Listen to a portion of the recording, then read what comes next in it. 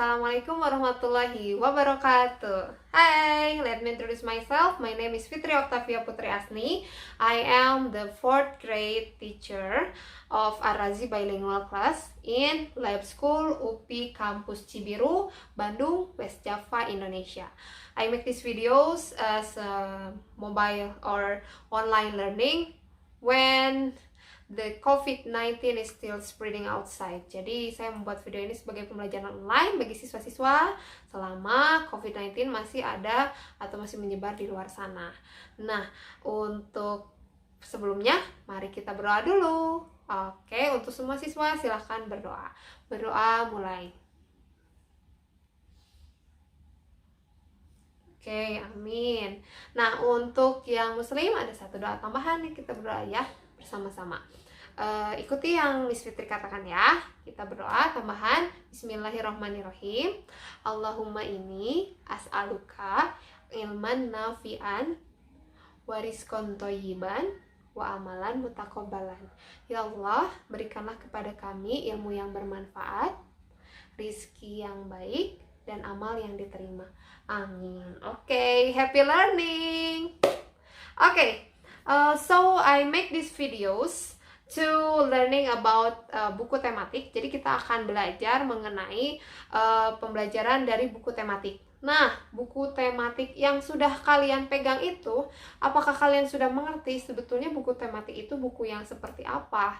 Oke, Miss akan jelaskan ya. Jadi, students, buku tematik itu adalah sebuah buku, kalau diibaratkan ini buku ya, sebuah buku yang dibuat secara nasional, dan itu diberikan kepada seluruh siswa SD yang ada di Indonesia. Dan buku tematik itu tidak dikhususkan pada satu mata pelajaran. Namanya adalah tematik, berarti satu tema menaungi banyak pelajaran. Jadi dalam buku tematik itu kalian akan mempelajari banyak mata pelajaran dalam satu tema yang sama. Contoh, kita akan mempelajari tentang tema 1. Tema 1 itu judulnya Indahnya Kebersamaan. Di buku tema 1 itu kita akan mempelajari banyak pelajaran. Nih, Miss sebutkan ya beberapanya. Kita akan mempelajari matematika, PPKN, Indonesia, bahasa Indonesia, PJOK, IPS, IPA, dan SBDP. Nah, ketujuh pelajaran itu ada dalam satu buku. Nah, itulah buku yang sedang kalian pegang, yaitu buku tematik. Jadi, pelajaran itu kita akan pelajari bersama-sama. Jadi, dalam satu kali pembelajaran kita bisa mempelajari banyak pelajaran atau subjek secara bersamaan. Paham ya sampai sini? Oke, kalau sudah siap, mari kita mulai. Nah, we are going to learn the first theme, atau kita akan mempelajari tentang tema yang pertama. Kalian lihat dulu di sampulnya. Sampulnya warna pink kan? Nah, sampulnya warna pink dan judulnya ada tulisan gitu. Tema 1, Indahnya Kebersamaan ya. Bisa dilihat di situ. Tema 1 Indahnya Kebersamaan, dan karena kita itu kelas bilingual, indahnya kebersamaan. Indah itu beauty, kebersamaan adalah together. Jadi, indahnya kebersamaan kita sebut the beauty of togetherness. Coba ulangi. The beauty of togetherness. Sekali lagi. The beauty of togetherness. Good. Oke, let's start. Nah, hari ini kita akan belajar tentang subtema 1 ya. Subtema 1 itu adalah keberagaman budaya bangsaku yang akan kita pelajari mulai dari pembelajaran 1. Oke, bismillah. Nah, anak-anak, Miss juga sambil lihat di sini ya. Kalian bisa lihat di buku kalian, buka di halaman 1. Nah, di halaman 1 itu kalian melihat ada 2 orang perempuan yang sedang bercakap-cakap. Sorry, ada 1 orang perempuan dan laki-laki yang pakai baju kuning. Nah, dia bilang gini, tahukah kamu bahwa Indonesia terdiri atas banyak pulau, suku bangsa, tarian, rumah adat, dan agama? Betul tidak? Pulau, coba. Apakah Indonesia memiliki hanya 1 pulau? Tetet. Tidak ya, Indonesia memiliki ribuan, belasan ribuan pulau. Dan suku bangsa, apakah ya kita sebutkan salah satu suku bangsa, misalkan suku Sunda. Apakah di Indonesia ini hanya ada suku Sunda? Tetet. Tidak ya, tapi suku bangsa di Indonesia sangat banyak. Lalu, tarian, apakah semua di Indonesia itu hanya belajar tari piring? Tetet, tidak, tapi ada tari jaipong, tari merak, tari kecak, banyak sekali tarian.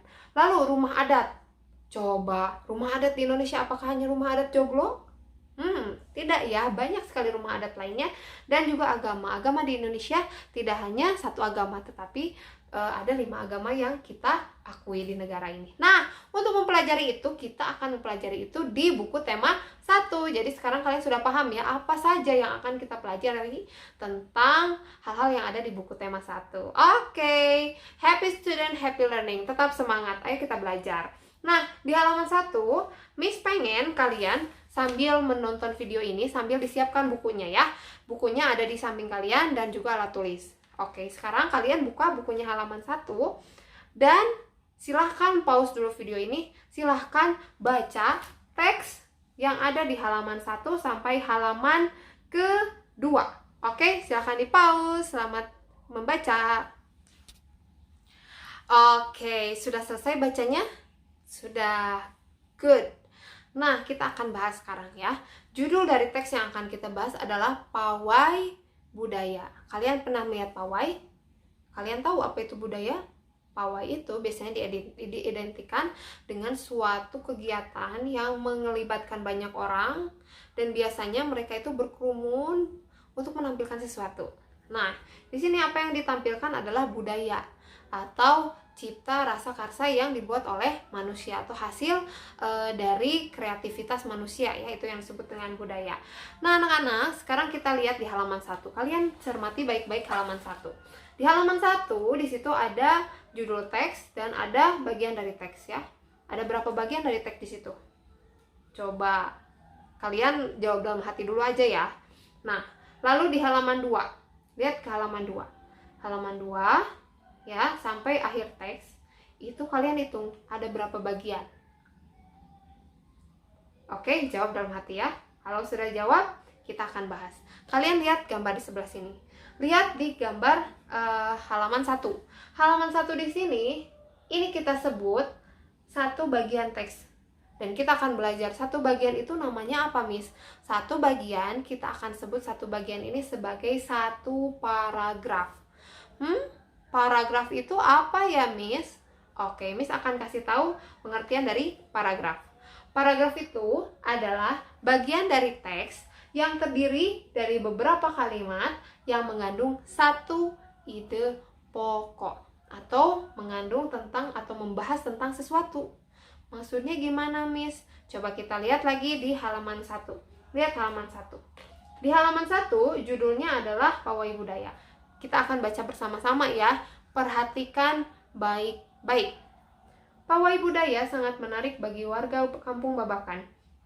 Pawai ini selalu menampilkan keragaman budaya Indonesia. Udin dan teman-teman tidak pernah bosan menanti rombongan pawai lewat. Tahun ini mereka datang ke alun-alun untuk melihat pawai tersebut. Kakek Udin pun terlihat sabar menanti. Terdengar suara gendang yang menandakan rombongan pawai semakin dekat. Kira-kira kalau dari teks ini apa yang sedang kita bahas? Coba jawab ya, apakah yang kita bahas tentang budaya, tentang pawai, tentang alun-alun, atau tentang kakek?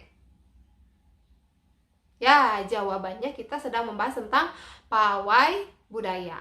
Nah, jadi yang dibahas dalam paragraf pertama ini disebut, kita mendapatkan bahwa paragraf ini membahas tentang pawai budaya. Coba sekarang kalian hitung ada berapa kalimat yang ada di paragraf ini. Coba hitung. 1, 2, 3, 4, 5, 6. Ada 6 kalimat. Dari 6 kalimat ini, mana kalimat yang membahas secara jelas tentang pawai budaya? Coba yang mana? Jawab dalam hati. Ya, ada yang jawab nomor 1? Ada yang jawab kalimat kedua? 3, kalimat keempat, kalimat kelima, kalimat keenam. Selamat untuk yang menjawab kalimat nomor 1, kalian benar. Jadi, kalimat mana yang membahas tentang masalah utama atau ide pokoknya adalah kalimat yang pertama. Kita baca bersama, pawai budaya sangat menarik bagi warga Kampung Babakan. Nah, itu dia yang di garis merah itu adalah yang membahas tentang ide pokoknya.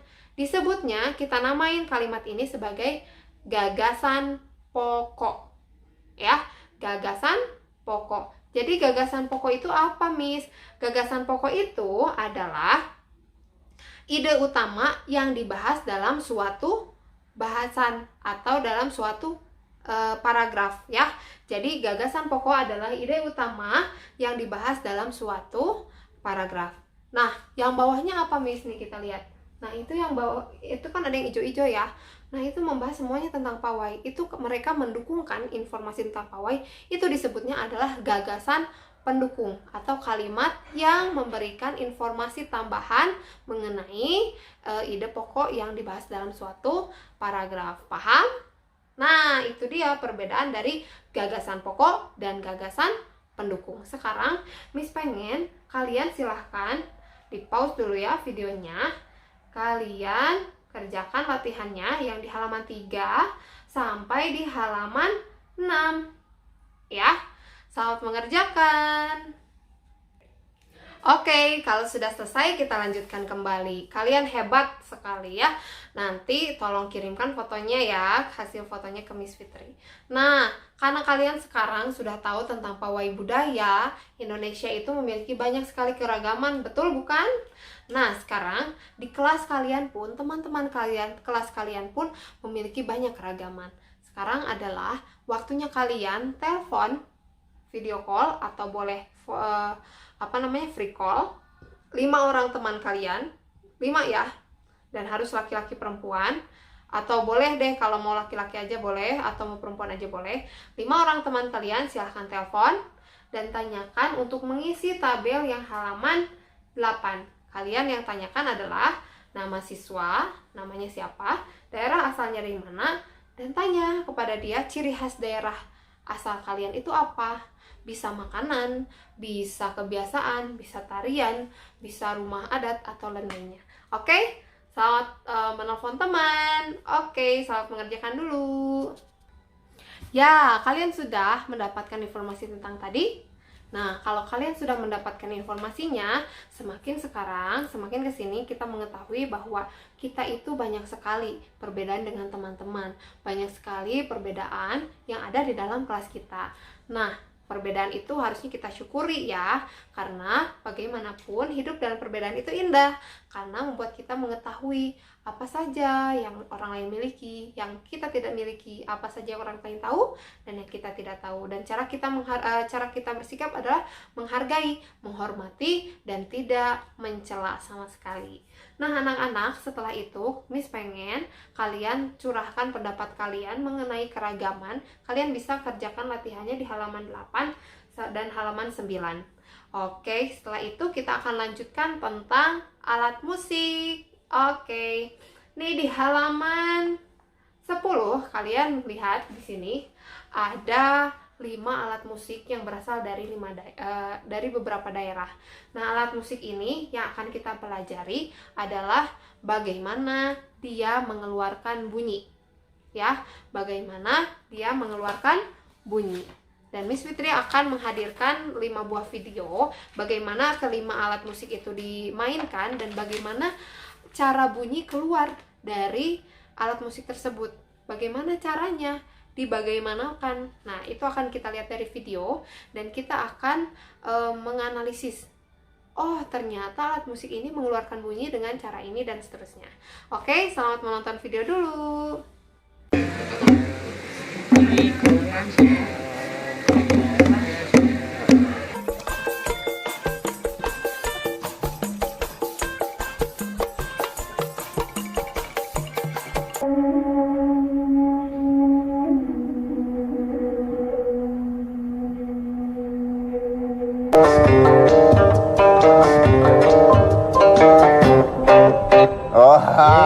Mantap.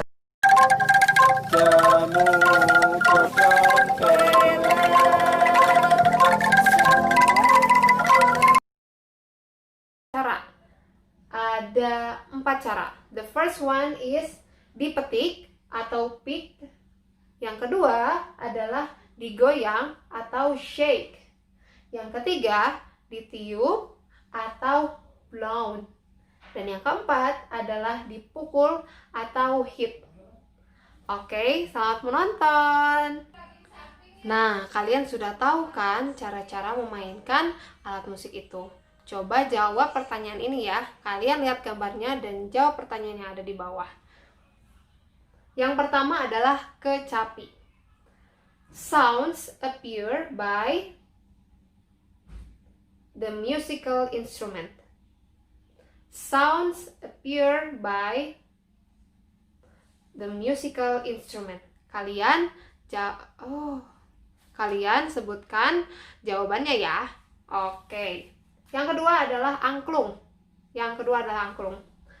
Sounds appear by the musical instrument. Oke, kita lanjutkan yang ketiga.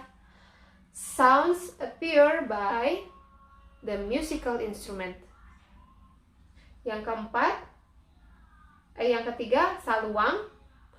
Sounds appear by the musical instrument. Yang selanjutnya, kendang. Sounds appear by musical instrument. Yang terakhir, tifa. Oke, sounds appear by the musical instrument.